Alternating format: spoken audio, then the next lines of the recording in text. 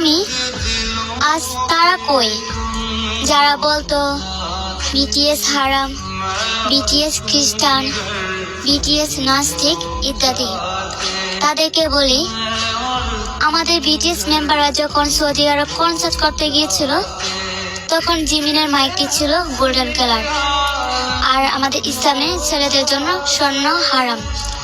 তাই জিমিন সে জিনিসটাকে রুমাল দিয়ে ঢেকে ফেলে, আর আজ সেখানে গোল্ডেন কালার স্টিচ হয়ে নেগেটিভ পোশাক পরে উড়াধুরা নাচ চলতেছে, আমাদের নবীর রাষ্ট্রকে অসম্মান করতেছে। তো এগুলো কি এখন হালাল?